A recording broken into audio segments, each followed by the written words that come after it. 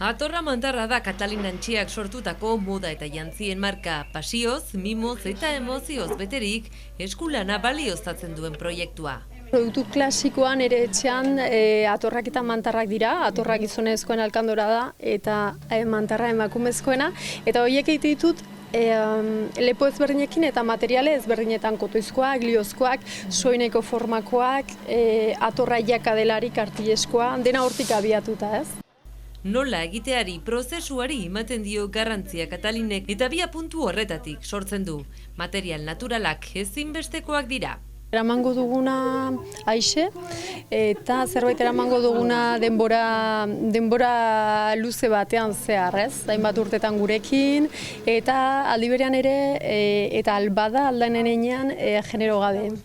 Orduan pixkat guzti horren saltza bat, ez? Duela 6 urtetik dago Katalin Sarako atelier honetan eta gabardinen proiektuarekin duela urte terdi hasi zen lapurreta bat jasan eta gero. Justu lapurreta horretik atera nituen eta gero lapurreta izan zenean bilakatu zen lapurretaren ikonoa bezala, justu produktu hori hainitzuelako, horiek ebatzi zituztelako 35 bat gabardina, beste gauza askorekin batera. Elkartasun olatu bat izan zen gero eta gabardinak bilakatu dira horren simbolo. Izan ere, gabardinak saltzeaz gain, norberak berea egiteko 3 eguneko ikastaro trinkoak eskaintzen ditu, arrakasta handia duen eskaintza. Eta beraz, jantziak saltzea zarago, bihotz taupadak ere entzuten dira hemen. Ilusioa, urduritasuna, esfortzua eta irrika. Baina egia da, azkenan emozioa hainitz fasten direla. Hor 3 egunez egin dugu hainitz eta goizuntan denak iritsi gira penaz ja bukatzen zela. Eta ara, eta joango gara oroitzapen batekin gure gabardina eta espero urteetan eramaten ahalko dugula. Nahi nun gabardina bat, baina ni jostuna naiz eta beti bakizu besten gandikan ikastia dago. Orduan, erosi berren, erabakin nun etorri Katalin ezagutu, bere proiektu ezagutu eta bizitzia. Oso formatu interesgarria da, sortzen duelako engantxe bat moduan, ez? Sartzen zara inbertze horren barruan eta bakizu 3 egunetan bukatuko duzula eta hori oso importantea da motivazioaren aldetik, ez? Eta hori badire 0-0tik etorri direnak, inoiz ez dutenak makina bat hartu, orduan astelenean hasi ziren ariketak egiten aurreratzera eta marraren gainetik eta gaur bukatuko dute gabardina, ez? Orduan da oso trenkoa. Alduntze tailerra ere bada hau. Aldunduta guztiz, bai. Zenda nik beti erraten dut azkenean ze poz handia den norberarentzako konturatzea zer egiteko kapaza den, ez? Eta hau da, ikastaldia hau da horretarako aukera bat. Beraz zer egiteko kapaza zaren.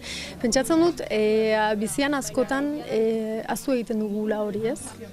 Gure egunerokoan, ez? Egiten dugu behar duguna eta listo eta batean konturatzea gabardina egiteko kapaza naiz, kasu honetan, ez? Hori da zoriontasun hutsa. Piezak elkarrekin ezartzen ditugularik, pixkat unkituak garela, ze azkenean banan-banan josi ditugu, eta ikusten ari gira bukaerako emaitza eta oso polita ateratzen da. Ezagutzia gure artean bai polita da, emakume talde ezberdin hau ezagutzia, goxo-goxo gehiagia esan.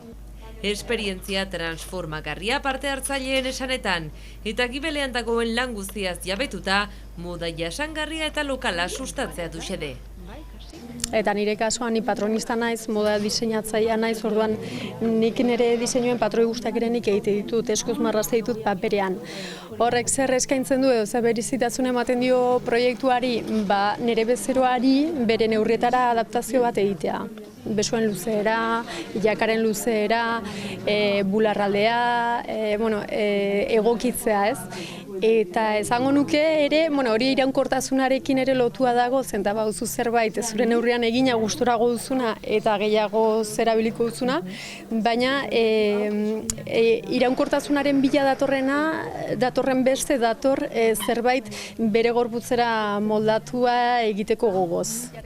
Ase bete bihotza borborka eta zoriontsu parte hartzaileak. Katalin Antxia hurrengo talderako prestatzen hasi da. Atelierrak jariotzen duen energia positiboaz blai, inspirazio eta sorkuntza berriekin dantzan.